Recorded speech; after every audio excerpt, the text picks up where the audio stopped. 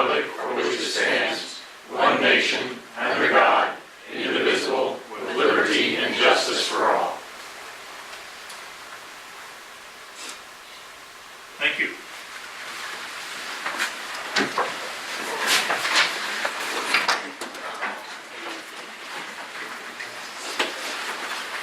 First item on the agenda will be approval of minutes from the February 7th meeting. Mr. Mayor, I'll make a motion to approve the minutes as presented. Second. It has been moved and seconded to approve the minutes. Would the clerk please call roll? Shriver? Yes. Stites? Yes. Adams? Yes. KR? Yes. Malott? Yes. Next item on the agenda will be approval of the statement of bills paid in the amount of $248,654.57. Mr. Mayor, I'll make a motion to approve the statement of bills in the amount of $248,654.57. Second. It has been moved and seconded to approve the statement of the bills paid. Would the clerk please call roll? Shriver? Yes. Stites? Yes. Adams? Yes. KR? Yes. Malott? Yes. Next item on the agenda will be requests or comments from the public.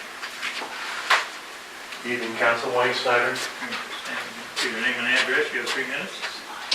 10417 Edgehill Drive, Edwardsville, Kansas. Being chairman of the Edwardsville Cemetery, it's been asked that if we, the upcoming proposed contract for mowing with the city's presented us with, as a board, we really have no issues with the continuation of the contract as lined out in the option to pick it up for, I guess, 3 years on a yearly basis. We do have some exceptions to that. We would like as a board to recommend that we do a pre-season walkthrough with the proposed company so that we can point out areas that need to be addressed. There's been a lot of perennial work done by volunteers and monies that have been spent that we'd like to maintain the integrity of that work. In the past, with the new season and new workers, sometimes it doesn't get relayed, and they have basically mowed down the peonies and things that bordered the old cemetery part, the circular drive. Also, give us all an opportunity to be on the same page in the event of the maintenance as outlined under scope of work. For example, one issue that has been ongoing was that the headstones, after particularly wet and rainy season, it outlines for them to be swept off, blown off, maintained. Sometimes it doesn't get accomplished after a wet rain, and the grass stays on the headstones and creates a green mask on them. And it's not very respectful to the families of the loved ones that are buried there. On the secondary part, Connie Henry's going to speak about some of the other issues that we have with the seeding of graves and so on. She's done some background work on that. But all in all, we're in favor. White has done a very good job for us in the past. We're pleased with the majority of it. There are just exceptions as with any scope of work. On a new issue, I don't know if it was our snow plows, but our southern gate is now been damaged. It's pushed back. It's in an elevated position. We don't know if it's from the actual plow hitting it. I didn't see marks, but maybe the way that the snow as they were pushing it has moved that post backwards. And it needs to be addressed. And at this point, that's what I have for the public portion. And I thank you for listening to my comments. Thank you.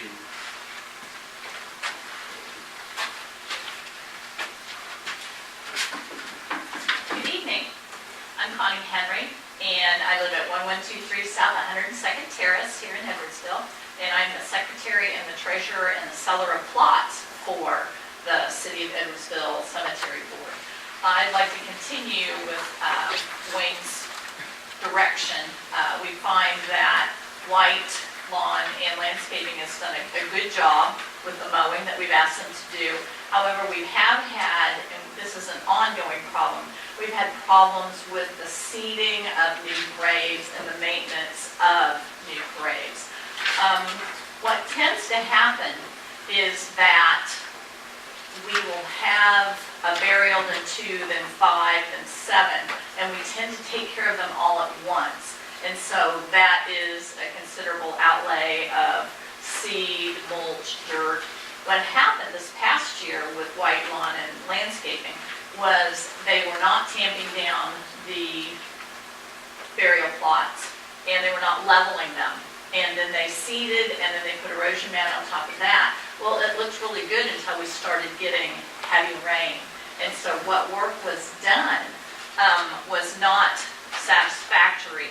And if you look at the photos that I have, you can see where they are, the water is run in.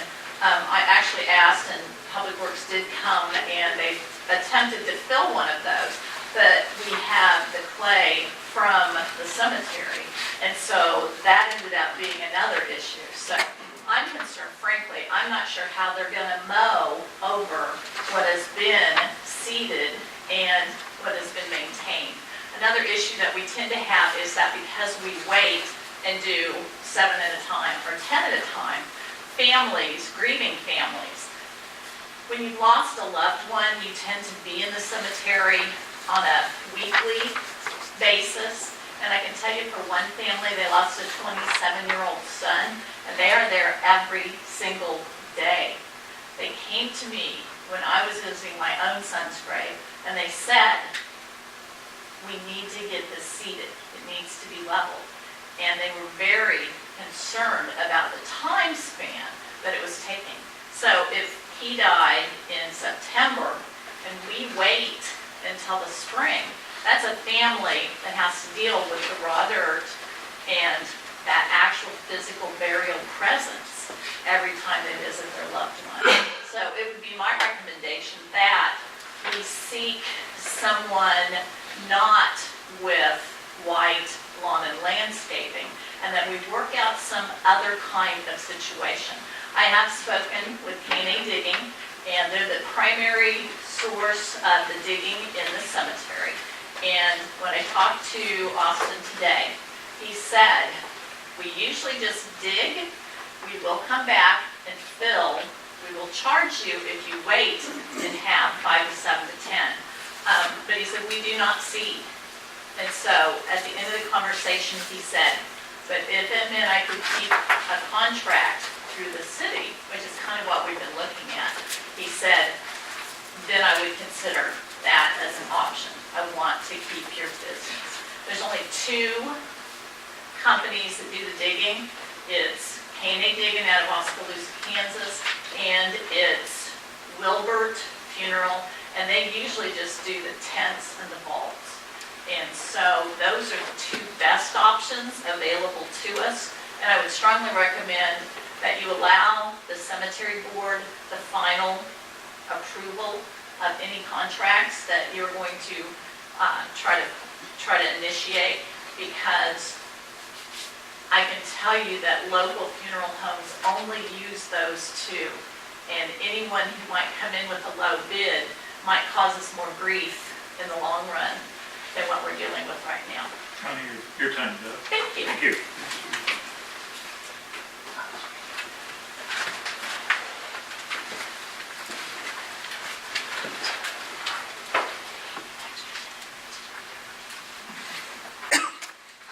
Hello, John Williamson. My business address is 10601 Call Drive. I have a couple concerns. As several of you know, I've been in a 14-year lawsuit with the people person who used to own property where Dollar General now sits. It's been going on for a long, long time. I don't believe the city has been helping me. You guys have been pleasant, but I don't think I've been getting the results that I think the city should be giving a business owner. Anyways, I had contacted a couple of previous council members and another city employee that's been here probably 12 years ago, 10 years ago. They had told me that Phil Freeman had kept very good records, recordings. You guys record your, so I heard that these tapes were, they said, kind of closed door, locked, and very secure. I asked for an open records request for the tapes, and I was just made aware that these tapes were not available. They couldn't find them. I just wanted everyone to be aware that this lawsuit's been going on a long time. The city, in a nutshell, the city allowed someone to come onto the property, build it up 6 feet without a permit. And it's damaged my property, damaged the value of my property. And I'm just trying to get an end to this lawsuit, and I was hoping that the city could help me. So I'm getting some open records requests tomorrow. I understand that I do understand the tapes are not there. I hope that when the tapes are found that I would be made aware. There would be some things in the minutes that from the meetings at that time that I know that I would not have said. So anyways, I just want you to be aware of that. And thank you. Thank you.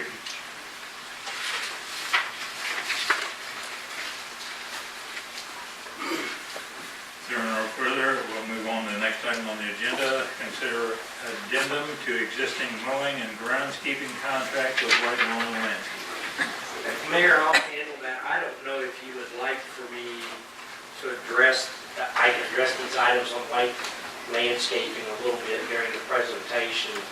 I would just add on Mr. Williamson's comments, just so for clarity on policy, is we don't, I can't speak to what was done years and years and years past, but when we do recordings, they're not kept. Once the minutes are approved, we don't keep voice recordings. We haven't in a long, long time. So you create the minutes will be a final approval, just like the videos. Right? We don't necessarily keep those. They're certainly posted, but that's just the system that's been in place from it. And that is really the recommended process. I'm sure the city attorney can speak to it further, but that you don't keep multiple sets of something. So you use the video recordings or digital recordings to make the minutes. The minutes are brought to you. You approve the minutes are then the official record of the city. Thank you, Mike. Can I comment on that? No. You have to contact him tomorrow. I'll be happy to.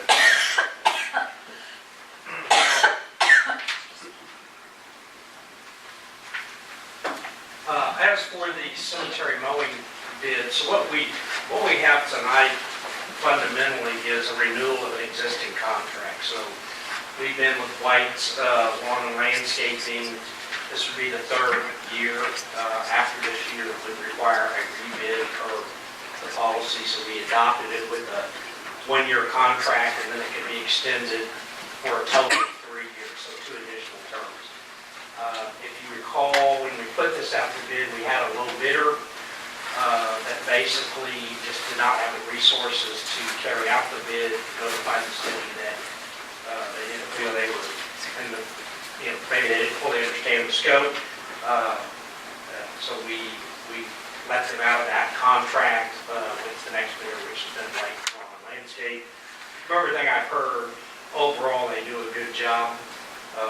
Certainly, I think some of the things have been brought up, such as the mowing down the peonies. I know that happened last year, and we advise them of it. There's times when grass gets left, we advise them of it. So I think there's a good working relationship, which is really between the public works director and the contractor that's kind of manages the contract. We do have within the contract a number of items that we can carry out. For example, we have the fertilization and the grave type leveling work, and they did do 20 plots last year. It's probably more of a matter of dollars and cents when, how much we're going to spend, just general. I'm not trying to downgrade that, but like everything, so each time they come to a plot, obviously trying to put several of them together, they have to settle. Some of it would be better if they were compacted better, I think, at the time of digging. But we did do that last year. Now, just because it's in the contract does not necessarily mean we do every single thing in the contract every single year. It kind of depends on needs. I will say that last year we have a total of 24 mowings. So when we put the contract together, we estimated that there would be 19 mowings. During the middle of the year when it was hot, we did fewer mowings. Obviously, we had, if you remember, a very wet spring. So we did mowings every week. We also always try to make sure, which was a request from the cemetery board and a very appropriate one. So for the major holidays, Memorial Day, July 4th, Labor Day, we do a mowing. So it may not even per se need the mowing, but that's just one of those where we say to the contractor, we want you to go out there, mow it, trim it, make it look good, because those obviously are holidays where a lot of people come. So those are almost absolutes regardless of what it is. So we do have a contract. Some of the things that brought up tonight are things we have been talking about internally. I know we've been talking to the board. The walkthrough was something we never, talked about. We were going to do that anyways. Great to have the cemetery president, any members of the board there. So we all are on the same track. Obviously, it's important for the contractor to know what needs to be done and who they're working for. It's good for the public works director to know what the expectations are, so we can carry out the terms of the contract. So I guess in summary, we're really just renewing an existing contract. There's no rate increases for this. We budget for this within the public works department. As you can see, this year we budgeted $17,000 for grounds expenses in that department. Last year, I think we had budgeted $15,000. We actually spent $17,000. So, like any good budget, it's an estimate. And so, as the year goes on, I'm sure we'll spend probably more than what we budgeted in public works. And then, of course, there's separate items that come up from time to time and get addressed to the end of everything. So, with that, I would stand for any questions that you may have and address it from here. Yeah, I have a question. Yes, sir. So the seating, they were saying that we would wait till there's multiple, 4, 5, 6, sounded like maybe even up to 10 before that. Who does that? That's the white. And why would it not be that, I mean, we're talking about a small area. It seemed like it could be addressed that next Well, day. sometimes it's just giving it time to settle. Sure, I mean, right. as you know, and I would agree that, so they don't use, I think last year we brought in topsoil, or did we bring in, or brought in other soil? We're talking 2017 or 2018. 2017, when Public Works first stepped into it, there were like 25 grades that hadn't been done in like 2 years. And so the city crews went up there and we spent 100 hours that entire year in 2017 backfilling and topping off the grades in 2017. And then, but what that means is somebody on the cemetery side is coming in and doing the initial backfill. Someone, I don't know who's using the machinery, it's not Public Works Department, I assume that's going to attest to that. Someone's taking the clay soil from up there in the pile and doing the initial backfill, which the dirt really needs to settle. I don't know who's doing that. And so that's really the issue of why it's all washing out, because last year, unfortunately, some of the grades were too new, and that didn't give time for the dirt to settle. And so when our contractor was dispatched to go and bring in topsoil and seed, that ground hadn't settled. And so when we got those heavy rains, everything kind of washed out, about 3 or 4 of them. So that is a real issue. So I think we just need to get on the same page with the cemetery board on who's doing the initial backfill, and then we can come in and we can use it to do the topsoil and seed. Since we have some of the cemetery board here, and they probably know who does the filling, would it be all right to have them speak to that? Oh, just they have a an little bit? answer to that. I mean, Yeah, I do have an answer to that. Basically, we have been at the whim and caprice of the digging company. We have no one at this point who is a caretaker for doing any maintenance in the cemetery grounds. Public Works does what it can. Last year, fire department came out and trimmed some limbs. We have no one working up there consistently. And so what happens when we have new graves is that when the diggers come out for another grave to be dug, they'll see 1 or 2, and they might have the time to put dirt in them. We have no consistent program. I thought that white would be our consistent program, but you have to tamp the dirt.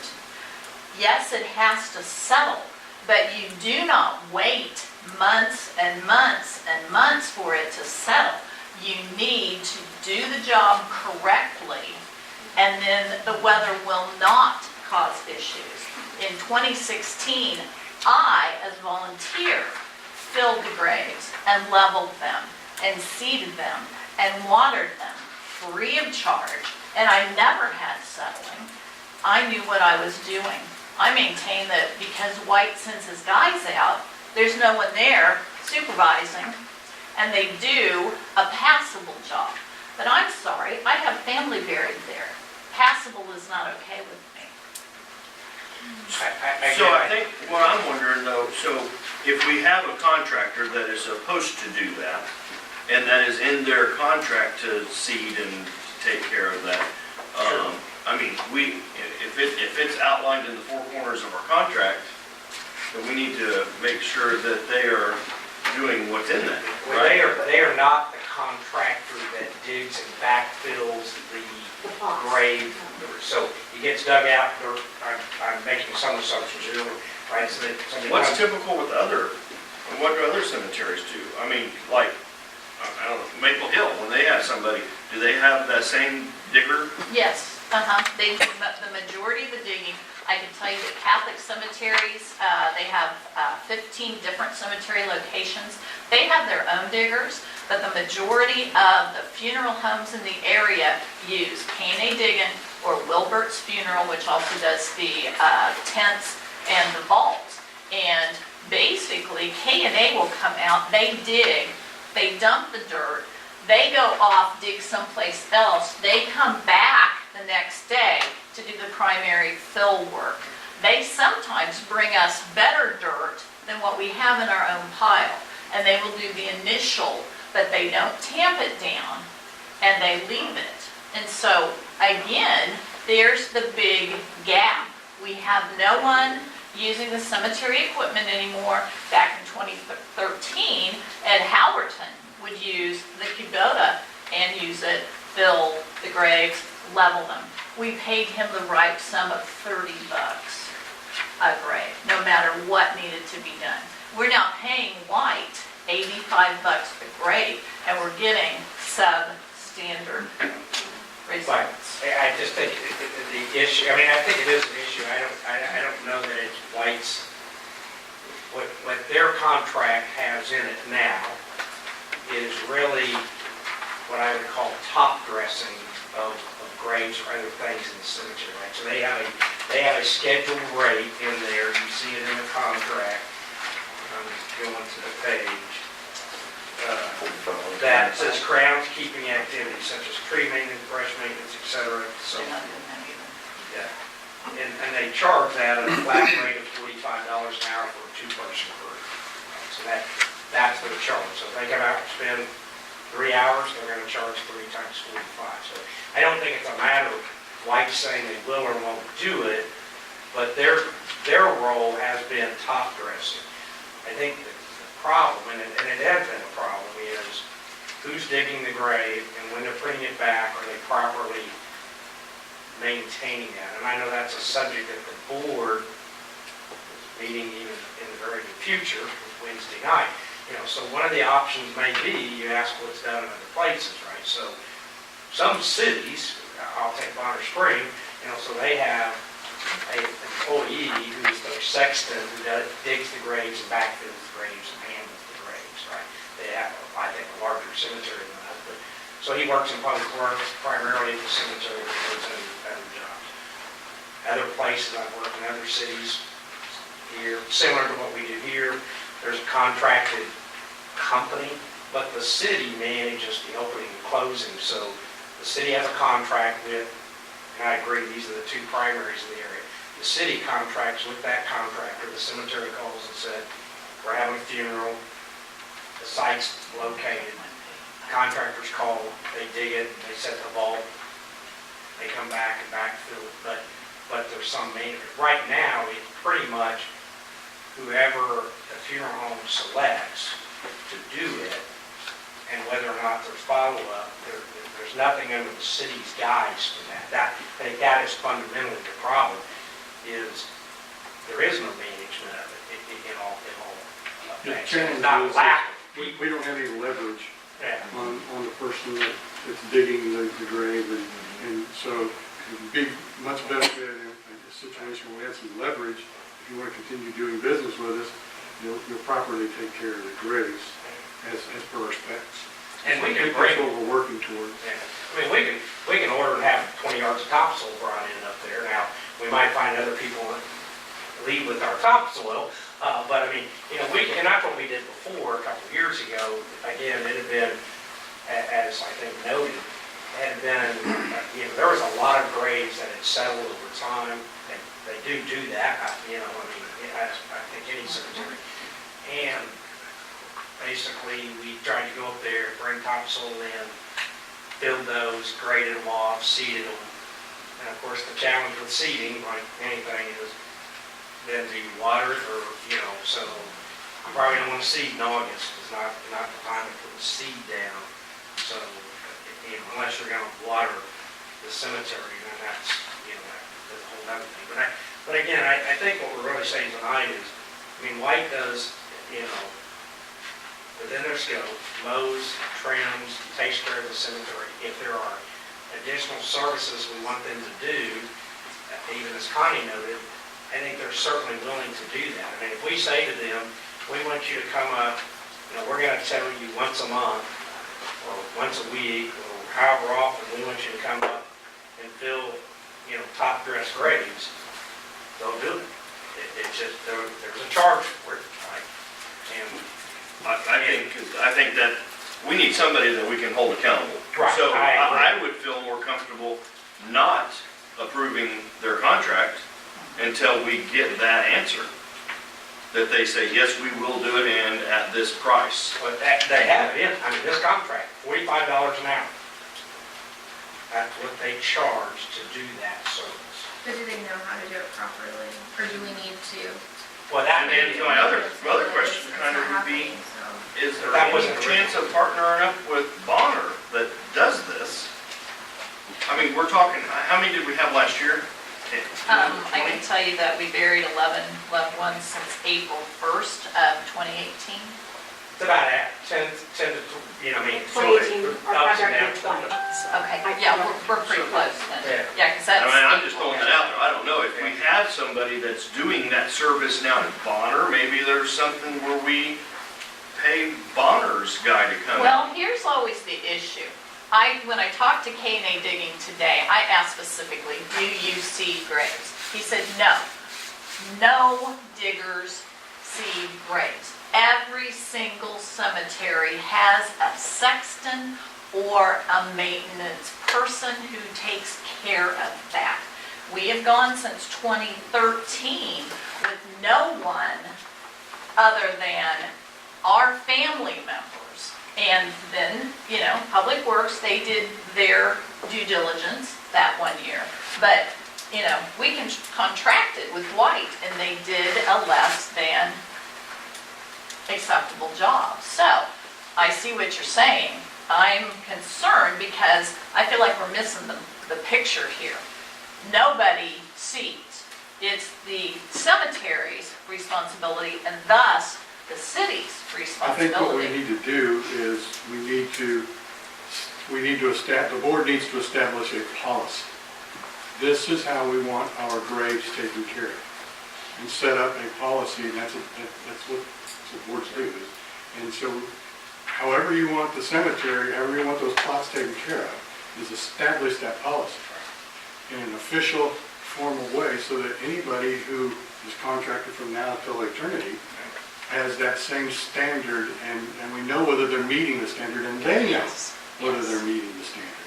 And when we say just seed the grave, that could mean anything. So I really think that it's the policy. I understand your point. I'd recommend we approve it, but we establish a policy. And if they don't want to meet the policy, we can go out and look, or we hold off for a couple weeks. I mean, out of the total contract from last year, right, and again, it's a matter of what we want. You know, out of the 17,000 plus that we spent with White's for cemetery work, 1,600 was related directly to grave restoration. Right. So it's not necessarily a large part of this contract. The vast majority of the work they do is the weekly mowing and trimming and and those types of And they were only contracted, Mike, to bring in topsoil and seed. They weren't contracted to do initial fill and tamp it down. That's not what they were contracted to do. So obviously, we need to get on the same page with the cemetery board to make certain that, everyone's doing the right It's a thing. policy issue. Certainly. And it needs to be a formal policy. And the contract, I mean, there's two pieces. I mean, the contract, again, the vast majority of it is the mowing, which has been done contractually, I think, ever since I've been here. I know that. It's always, that part's always been done by a contractor. We went out to bid several years ago, to say, hey, can we go out to bid? The prior bidder also did it. I remember, he wasn't the low bidder, he may have been a high bidder, I don't recall. So I think as far as White's, the mowing and those general maintenance, that's not going to work. I think it's more level of service, and then, I'm always going to say this, level of service comes obviously with cost anytime. I mean, we can change the level of service. If we say we want graves, we want you to bring topsoil and do this, and we want it done, 15 days after the burial, whether that's the digging contractor or this contractor or some other contractor, we can hold them to the standards.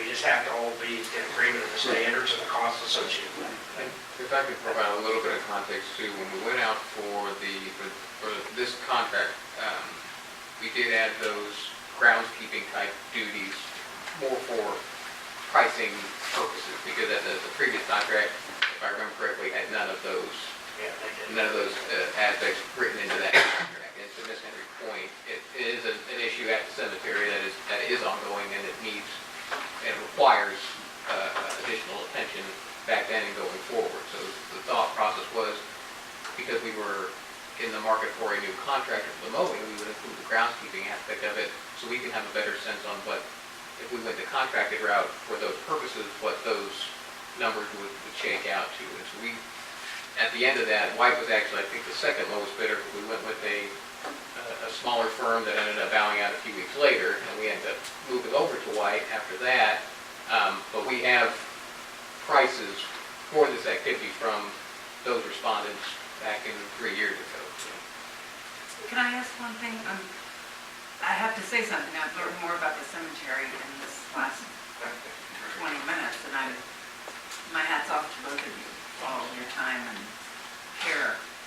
So it sounds like, you used to do the backfilling, you used to do the process. I have done the process. Wayne's sons have done the heavy, like if we need to use a Kubota. But I The will, equipment's there. yeah, but I will tell you that I have carried 40-pound bags, 12 at a time, carry them to a grave, level them, put the seed down and water for 10 days straight. And I did that as a volunteer. There were 7 graves that I did that spring. And I'm just a volunteer. Tammy, would somebody from Public Works be able to take this on? I mean, I don't want to sound like it's not, there's, That would be Mike's Mike's decision. I don't know. Like you said, it sounds like there's a lot of discussion. But I think, again, knowing what the standard is, then we can have some decisions beyond the mowing contract. And I have a comment. I agree with that. And here's what I would say. We have a neighboring city Right. that has a person that does this, and if they do 20, I don't know what they do. If we are doing 10 and they're doing, just say they do, there's 365 days, but this is somebody that's right here next to us that we already have dealings with, and maybe it's something that there are contracted person, this other digger that you were talking about, maybe we just use Bonner Springs and maybe we're able to pay them, right? You come here, and then when it's done, he's not traveling from Oskaloosa. Right, He's right. traveling 5 miles. I can tell you what Bonner does do. Bonner, they were having their sexton, Jeff Harris, dig the graves using their backhoe. And they have their own topsoil and everything, and sand. They actually use sand as well. However, Bonner has moved from that, and they are now hiring K&A, and they're also hiring the other company, Wilbur. And they still have their sexton, and he is still top dressing and seeding. And I would add the comment, we may have only spent $1,600 for leveling of graves, but it's the leveling and the seeding of those graves that makes it possible for them to have the mowing that they're going to do. And if we continue to have the substandard work done, I can't fathom what's going to happen when they come out to do the first mowing and they're making ruts because they're falling into the ones that were last I think seeded. that's where the policy comes in. Right. We need something rock solid, so that we know Please. what's expected, and we can hold vendors to that account, so. We are in the process of getting that put together. It's been a slow process. It seems like we might even benefit from having a limit of vendors they can use. These are our approved vendors Right, that you right. can use to do the digging and backfill that will abide by that policy. I'm just wondering, it seems like there's a lot of discussion still maybe to take place. When is this expired? Can we just let them come up with their policy? March And 14th. can we just put this on the next one for a vote? Is that okay while they come up with a policy? Yeah, I don't know, I mean, certainly, I don't know that it's gonna change this, I mean, Sure. it can, I mean, I think there's more discussion, I think there's been discussion, I think there will The be. numbers aren't going to beyond. change, it'll be the policy that Right, I mean, unless changes. we're gonna go back out to bid for the whole thing, and I don't think that that's in anybody's best interest. At this point, if we're going out for a bid, it would be for the separate services, not for the mowing portion. But if we're adding Yeah, anything to this their company here, it sounds to me responsibilities for like that it is not the one we need to make that negotiation with. It has to be, it sounds to me like it's the company that digs it, so this is, I think they- stalling this contract agreement is not gonna solve our problem. I mean, they are a landscaper, I think if you said to them, this is how we want the finished product to be, do I think they could do it? Yes. Are they the best ones to do it? Are they most price competitive to do it? That may not, it's $45, and it's right, if you take the number that they touched on last year, I think it was 20 graves that they touched, and you take the amount, it was right at $85, slightly, I don't know, $85 per grave is a good deal. It may be. I mean, I don't think that's a piece, I think we're talking about the finishing piece and not the big piece is, again, the broader maintenance, which is really the crux of the contract. And certainly, we don't have to, we don't have to use them for any of those services. I mean, and if they're not providing mowing services, they won't be doing mowing, if they're not providing the quality of service, but that's not the part of it that I've generally been hearing.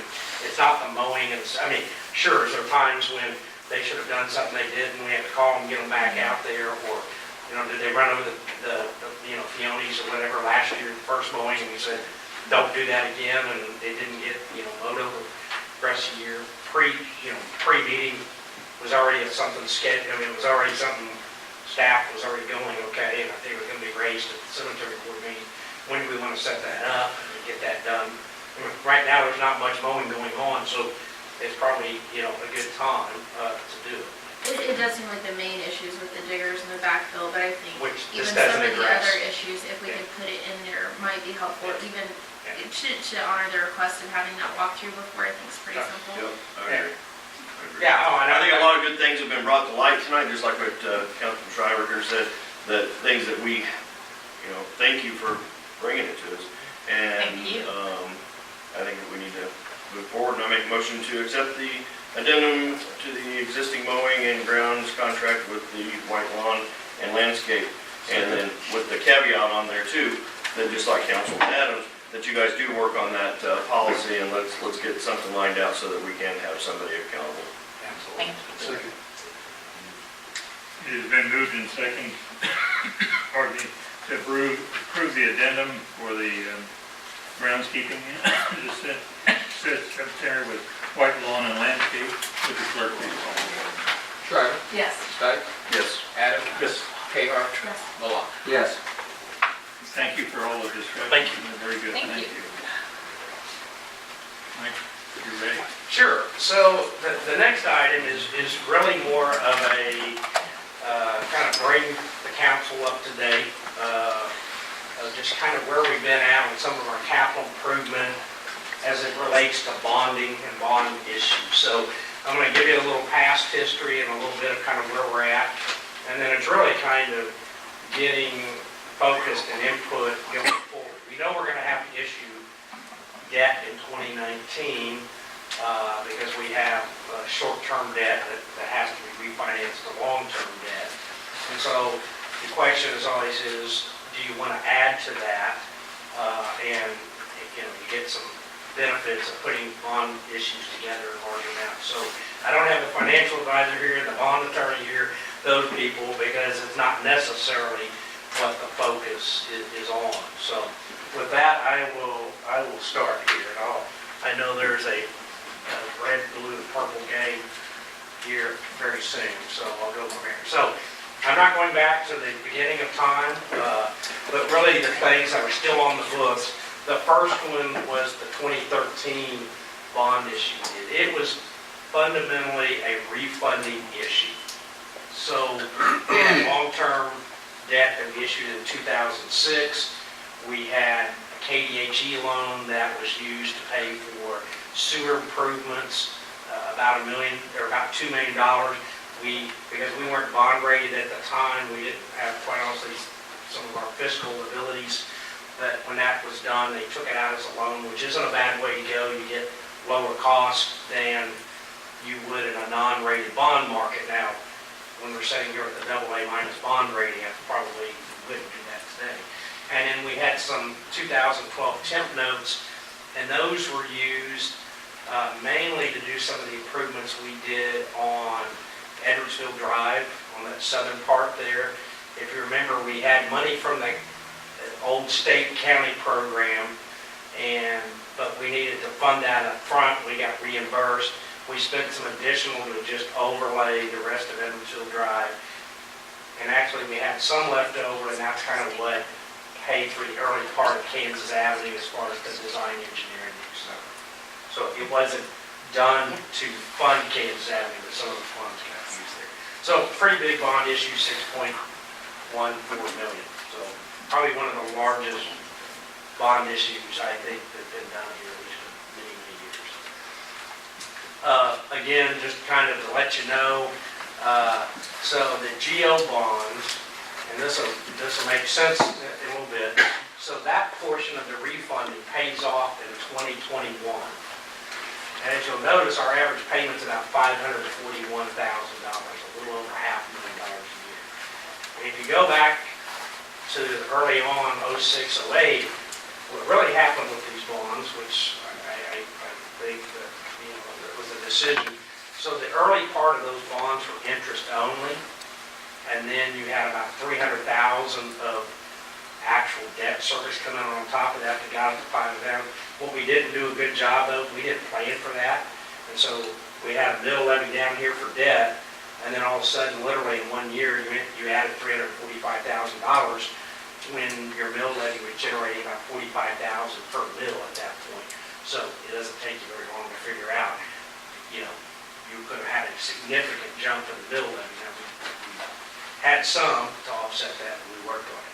The KDHE loan will pay off in 2025, and these are all built into this one bond issue, so it's just how they fall out. And then the last part of that, the tip notes effectively pay off in 2028. So you may hear the word advanced refunding. That's really what this means.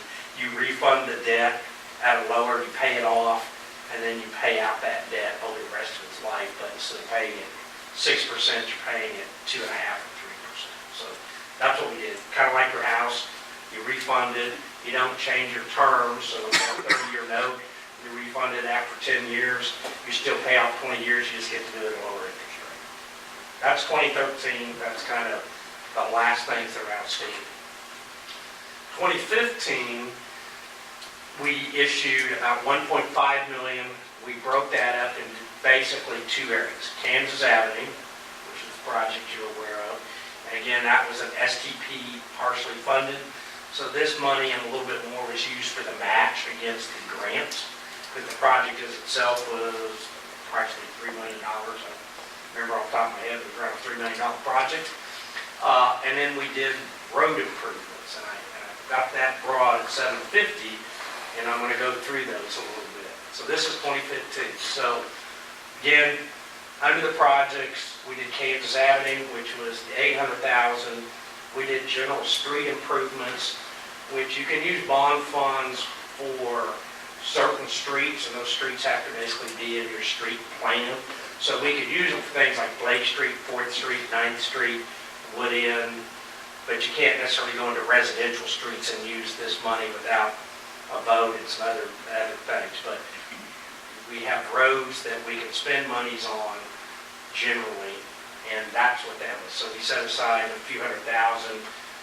We had 2 projects that we planned, 102nd Street, Kansas to Riverview, where the intent and purpose was to do preliminary development plans and acquire the right of way. So they weren't construction projects, they were planning projects, so to speak. So we get that, get the right of way, and that way as the future came along, you had that. And the second one was 98th Street, K32, up about 2,250 feet. And really the purpose of that was to plan for that. That's where the bridge is, where we know we have problems now. The BPU needs to upgrade the water in that area, and we want to extend the sewer up there where it splits at Bent Creek. So it gets it past all that, so that was the reason for planning for that. Because once you start digging any of those, that road is done. I mean, you're going to rebuild that road. There's just really no way around it. So the intent was to do the same thing, plan and acquire right of way. So what did we really do? Again, Kansas Avenue, we spent a little bit more than 1.1 million. Some of those funds, again, came from the 2013. Some of it was we got additional funds out of STP, but we effectively spent all that. General street improvements, we only spent about 145,000, so we spent everything we could at that time that was on the books that we could spend the money on as far as projects. We originally did the design of Kansas Avenue to Riverview, but as you recall, we chose not to move forward with acquiring rights of way. We then constructed as part of this last project that section of 102nd up to Richland, which is done. And we did not do anything on 98th Street north of K32. But we effectively spent all the money and then a little bit more if I'm just looking at that one bond. So if I did money in, money out, right, we spent those dollars, and that's really how the bond people look at it. 2016, temp notes, LTC sewer. Again, the par amount, sometimes you'll see par amounts and premiums, which what happens is you'll get that much money and they'll pay a premium to you. Sometimes it's the other way. You pay out, but the last few bond issues we've had premiums, which are always nice. So in other words, a bond, because of its interest rate, kind of like the regular market, so it may have a value of $1,000, but because it's got a higher interest rate or something about it, the market says, I'll give you $1,100 for that bond. Or sometimes bonds, right, in a rising, in a lowering interest rate market, increasing, stock market, you might see that same bond sell for $950, even though it has a face value. It's all about timing. Same thing happens here. We've been fortunate to have some premiums. LTC sewer basically came in right where we expected it to be. We are over a little bit on actual cost, but we have money still due to us when the TIF project, the bonds get issued related to the overall Village South. There's, I think, $50,000 in that bond, or requirement of the developer that we pay, make that whole, and it'll be good. I will say the good thing is when we borrowed these funds, our interest rate was 0.51%. So that's the great thing about temp notes, but then temp notes have to become permanent notes. So we're now in a market around 3.3%. Probably at that time, we probably were in a 2.5% market, so we could have gone out and funded it from the front end as permanent dollars at 2.5%, but for 3 years we've been doing it for 0.5%. And in reality, the bonds, the interest was paid in there, so it's never really hit the mill levy of the bonds because It's a self-paying bond until we go to turn it to permanent bonds. So now we're into 2019. So we know in this year we have to pay off the tip note. Right? I mean, regulatorily we have to do that. So to pay off that temp note is going to take about 1.235 million. So that's face value bonds. It pays all the fees, pays the interest, gets everything done, and then you would do a traditional bond, 20-year bond. We're looking at shorter calls. Sometimes you might push the call out to say 12 years, but the way interest rates in the market have been, the bond finance people think an 8-year call is probably appropriate this time. Again, you can see the rate, and our payments would be about $86,000 a year additional than what we're paying today. Reference, so that would take. So one of the things, obviously, that always gets asked, so what will this do to the mill levy? What's the tax rate? How does this impact us? So our financial advisor always does a mill levy analysis that if we're issue bonds, you'll see this. So we ran some assumptions. So one of the things is from sewer, we have traditionally been paying about 50% of our outstanding sewer bonds from the mill levy and about 50% of it from sewer revenue. Now in reality, the perfect word is sewer should be self-supporting, right? You shouldn't really use taxes to pay for the sewer system. But because we built lift stations and, I'm talking about old, that's Creek, some big lines and things like that, that quite honestly, the number of people that are on your system would be overly, it would be a big chunk to pay in sewer rates. So that was kind of what we looked at. However, we are assuming, so that's about 95,000. So we're assuming from now until, I think it's 2025, when the sewer part of the old refunding pays off, we would still transfer 95,000 about out of the sewer fund, which is what we've been doing for years, no change. And we would pay 100% of that debt issuance that's coming from the LTC, that 86,000. So that's what would come out of the sewer fund. Special highway fund, and it is not necessarily related to just this bond issue. We have traditionally brought money from the special highway fund over to the bond fund because many of our bonds are related to streets. So we would continue to do that from 2020 to 2030. And you'll see in a minute why I would say we would stop in 2030 under this scenario. Because quite honestly, there's no debt to pay for it. So no reason to move money if you're not paying for debt. We do have some money left in the debt service fund that we will transfer from the project fund to the debt service fund. It's about $113,000. We can't spend it on projects just from a legal standpoint, so our option to clean it up is to just move that $113,000, go to the debt service fund, which means we don't necessarily have to transfer as much money, or we can offset some of those early costs of paying bond payment. They assume an annual valuation growth of 1%, which I think is, and if you use our past 5 to 10 years, that's a very low percentage. I told them I probably want to have them run it at like a 2 or 3% just to see how that changes values. Collection rate of 97%, which is pretty accurate for us in the current year. I mean, when you put current year plus outstanding debt, we generally end up with about 100 to 101% of total value to debt. But that's a pretty fair. So these assumptions kind of carry through. So again, temp note only, we don't issue any other debt, we continue on with what's out there. So we're not issuing any new debt, we're just paying what we basically have.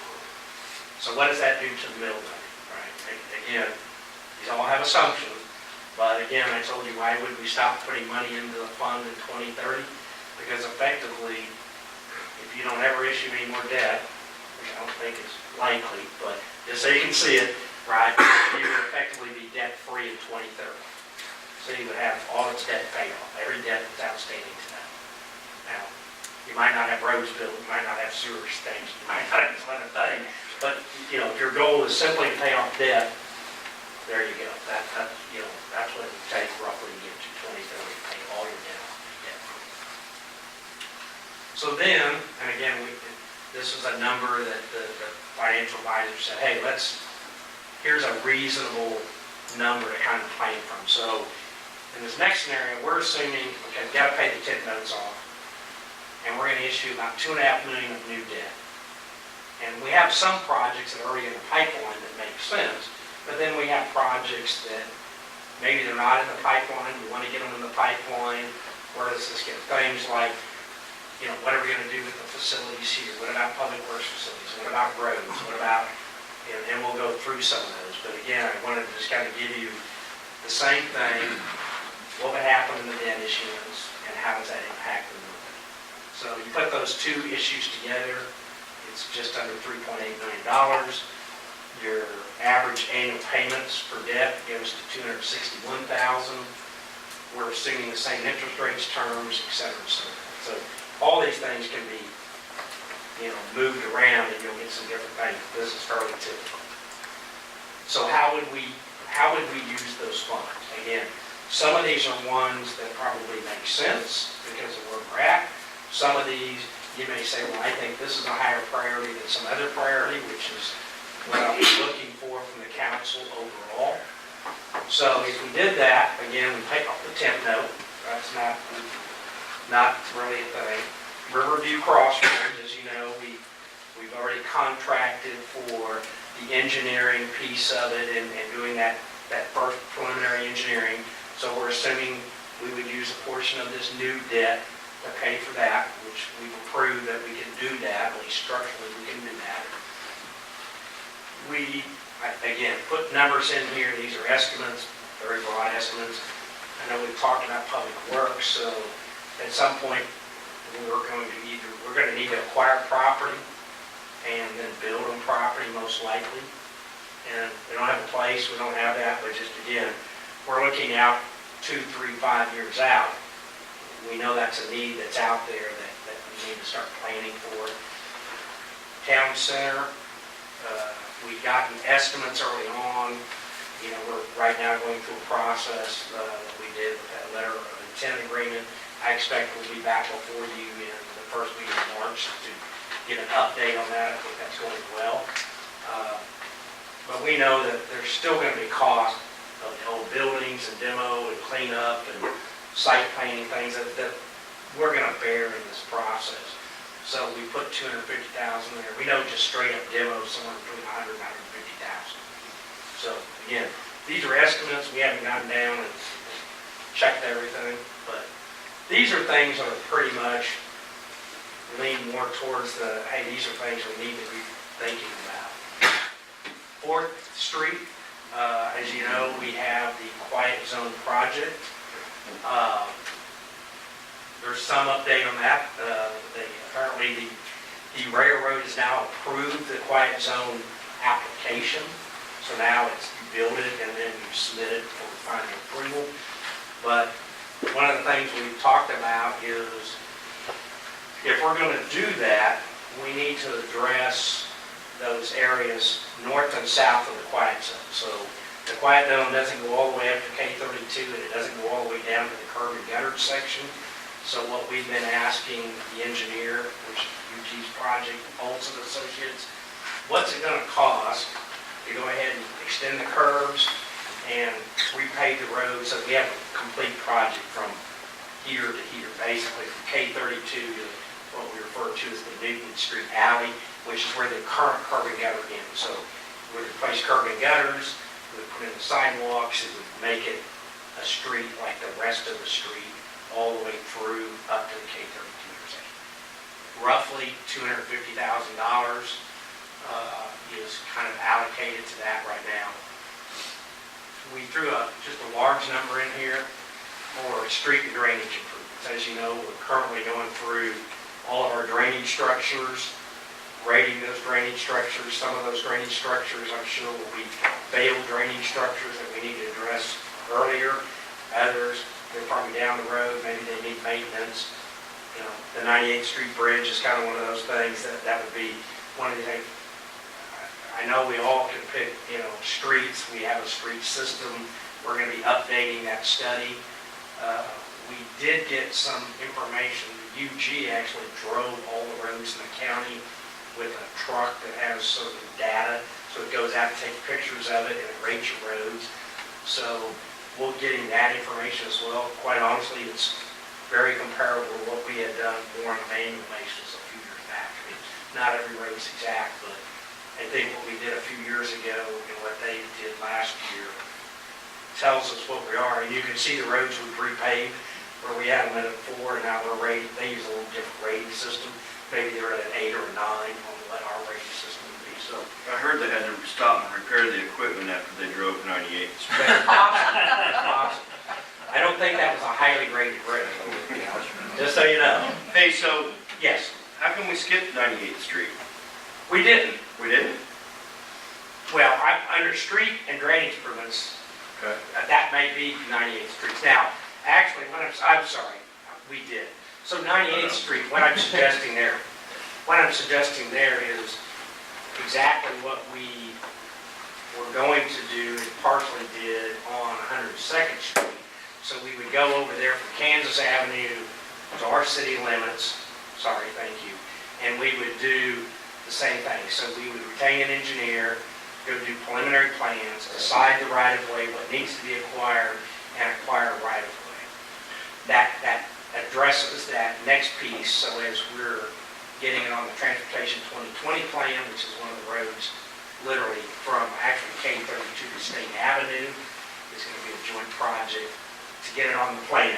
Again, we're talking about transportation plan in 2050, so the last time I checked, it's 2019 and not quite 8 o'clock, but almost. So that's what that assumes doing exactly the same thing, which, you know, about 100 to 150,000 in engineering, about 100,000 in right-of-way. So maybe some people up there would be happy to donate right-of-way. So. Well, the interesting part about that is a lot of that, well, I say a lot, a good portion is already wide. I don't know what. Yeah, parts of it, Because of 435, we wouldn't need to buy it. how you drive under that, so. But we need to, what is that, and what's the design gonna be? I mean, traditionally, that's an arterial road. Basic design is gonna be, you know, some form, a collector to arterial.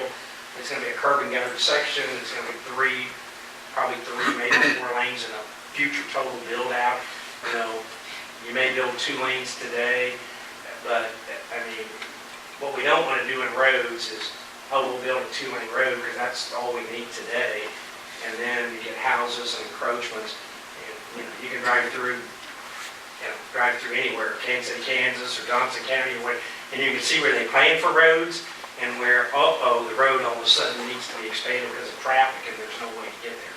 Clearly, 98th Street, over 30, 40, 50 years, is going to be a major connection because it runs next to the highway, and Kansas Avenue and 98, or Kansas Avenue, 435, that area certainly has potential. I mean, people are talking about it, you know, up to through the interchange, all the way up to State Avenue. And there's some natural connections that we want to look at. River views like that, Edwardsville Drive. So, sorry I missed that, but that's the purpose there. I'll keep going. Same thing, mill levy analysis, making the same assumptions, right? So we're kind of the same thing in the sewer.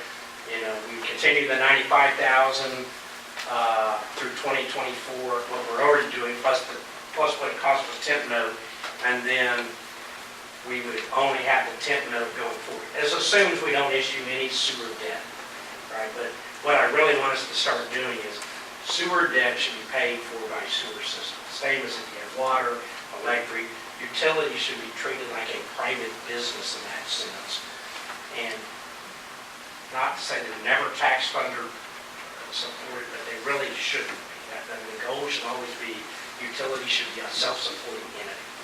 Whatever that utility is, same thing. So all the mill and depth, the assumptions remain the same. So even with that assumption, adding in $2.5 million, you do see a bit of a spike in 2020 under those assumptions. And then what you see basically, instead of zero, you're at 2 mils in debt.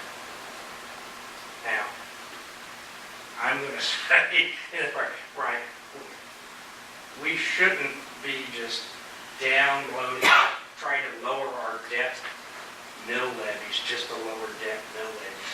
Because what happens is then you're going to get hit with some large item and you have to turn around and raise your mill levy 4 mills to pay for some big capital project or something of that nature. So what I want us to be thinking about is how do we plan to maybe keep that mill levy in that 8 to 12 range where we've historically been, and what are our priorities for capital?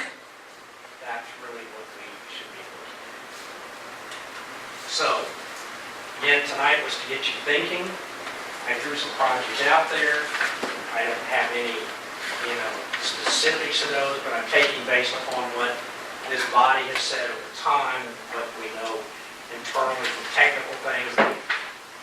We know we have crossroad pipes that have failed, and we fixed a couple of them, but do we want to be in a fix-it mode, or do we want to go in and put these things on a schedule and say, okay, we know that these have a life of 20 years, and we're going to schedule out and say, okay, these 4 have to be replaced because they're at their 20-year lifespan, and other.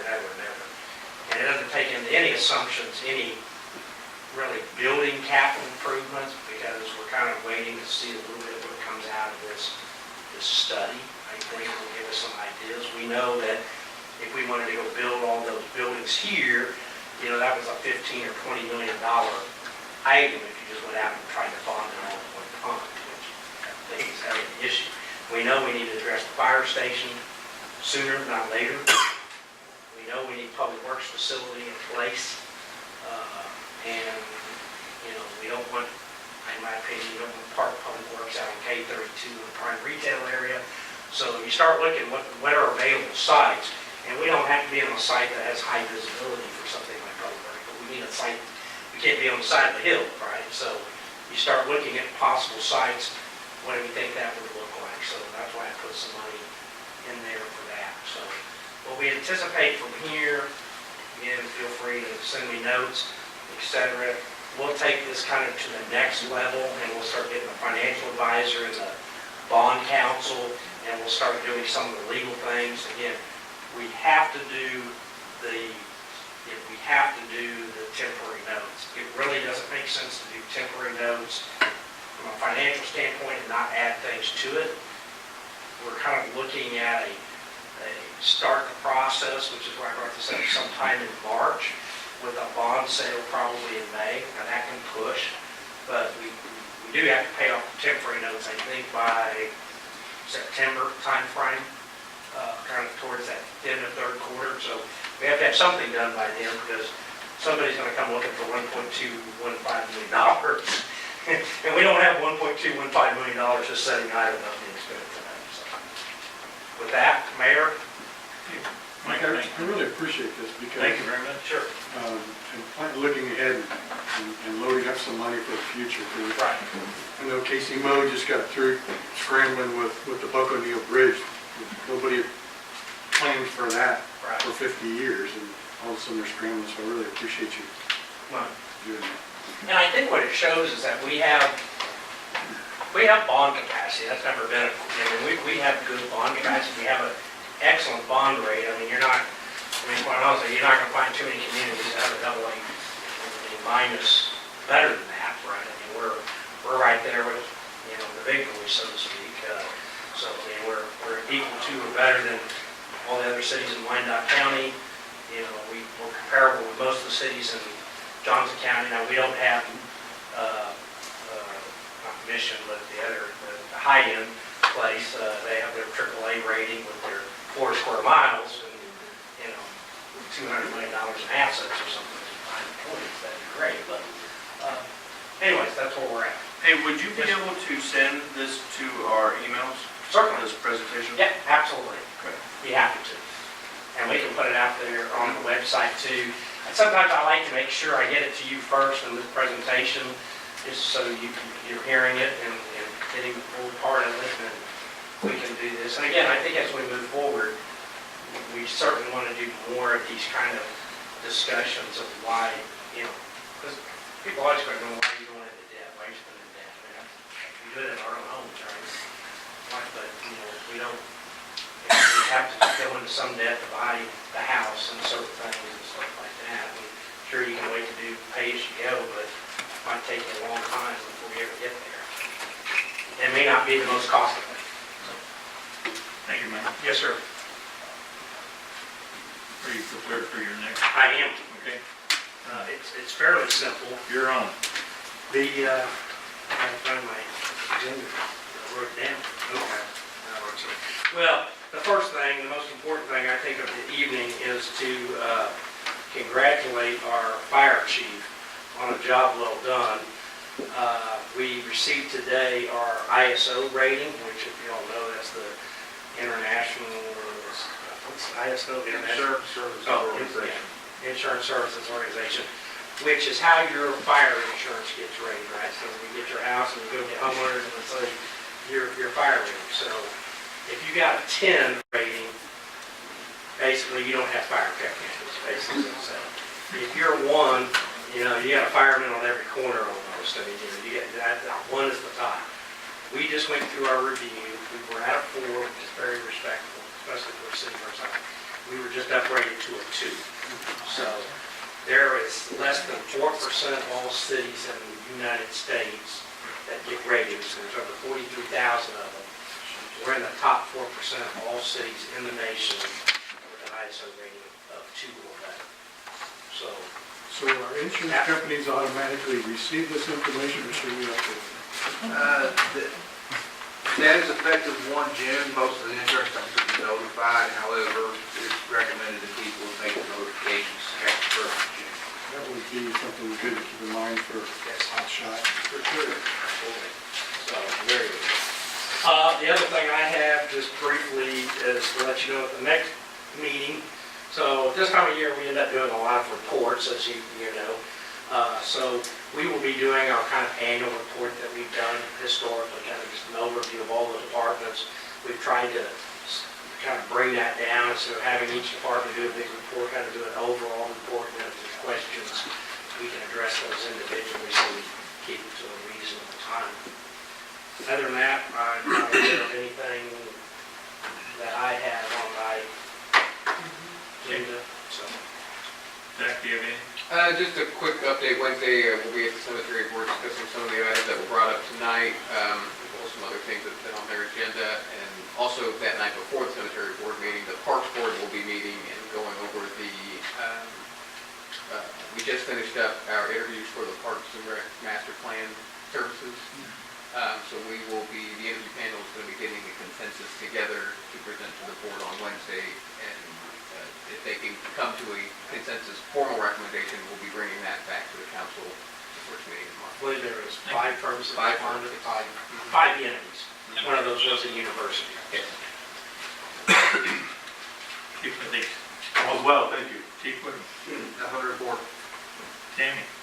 Just snow removal and pothole patching, that's it. I'll leave that in here for another 6 weeks. Oh, man. Roads are tough. Lisa. Thank you. Check it out. How many new house permits were issued recently? I've seen it, Yeah. I mean, I say recently, in the last year, would you guess? 10, 8, 10, 12. I mean, we don't tend to do that. Most of ours are individual homes and individual lots. That is one of the short, I say short, is we don't have some nice developed platted lots for builders to build. I will say that I've been in discussions on one piece of property where it potentially could open up a small subdivision. I'd say, 15 to 20 units probably, something like that maybe.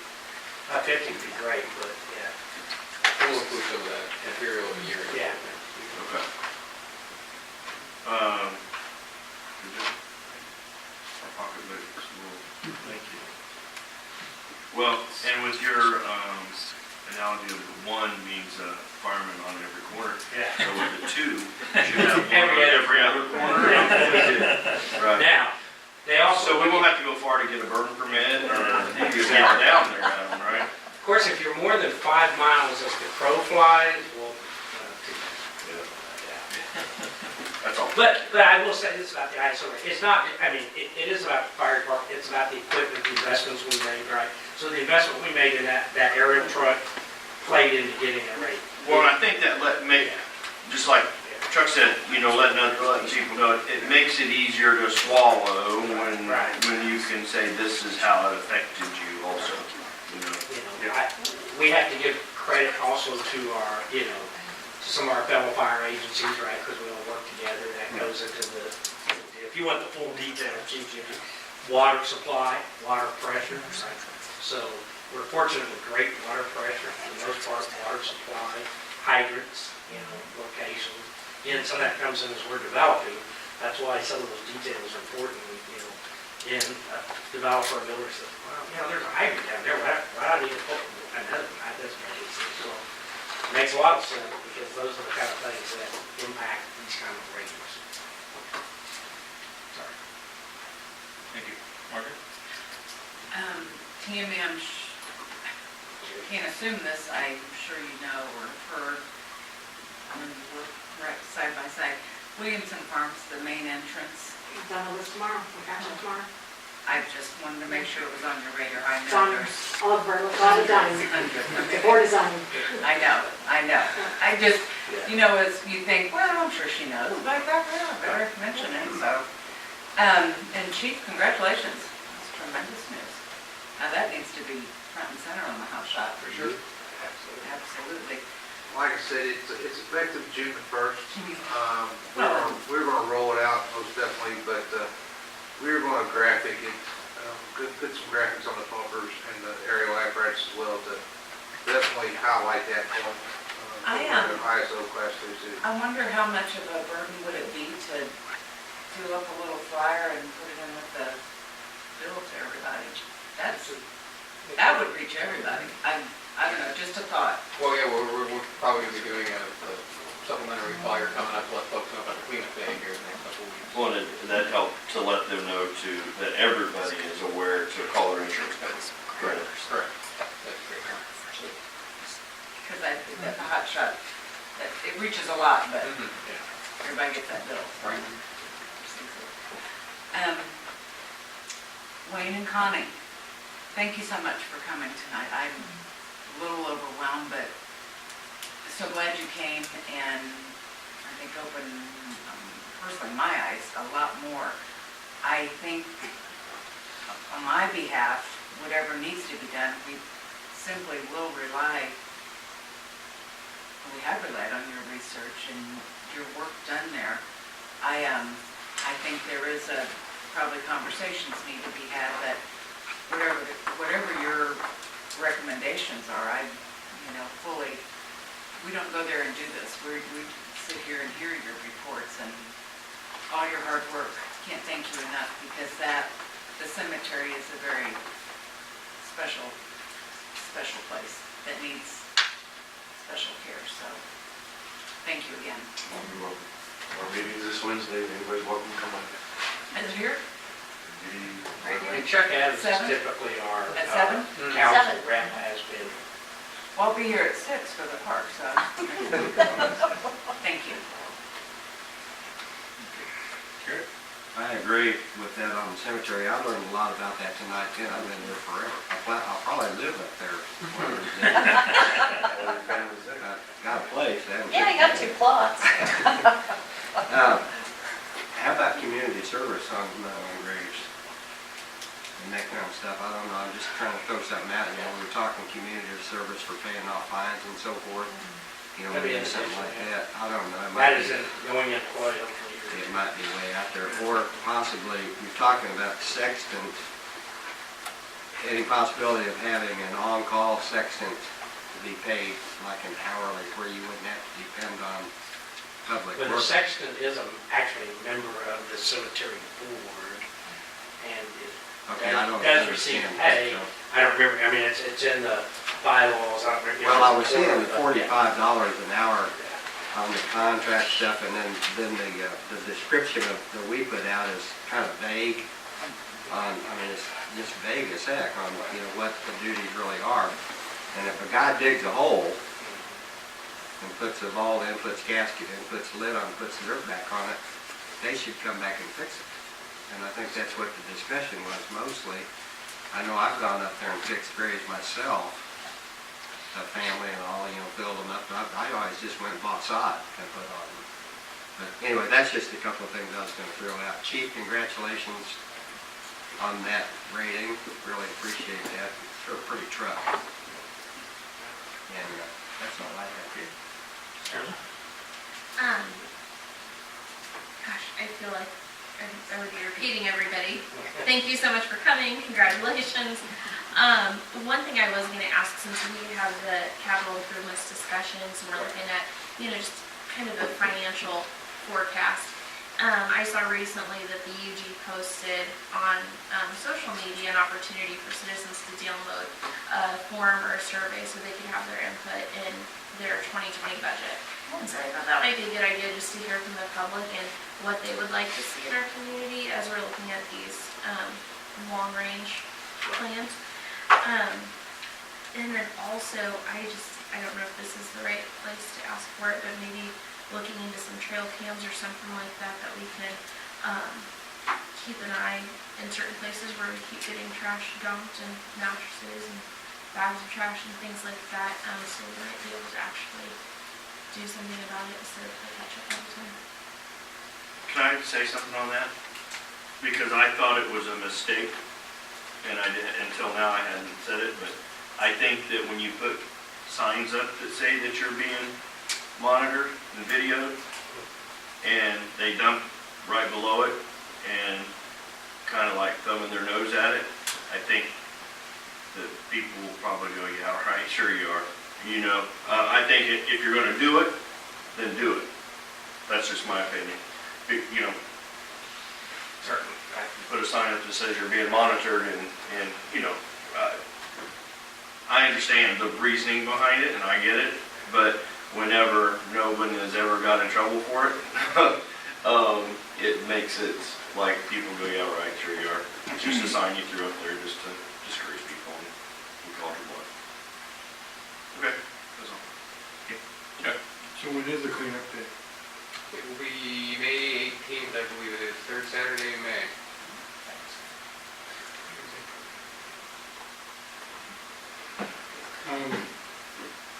We're only gonna bring one dumpster this year, because clearly, based on the last 10 years. We've got everything cleaned up. Yeah. Not to worry. Be one on every corner, that's what it is.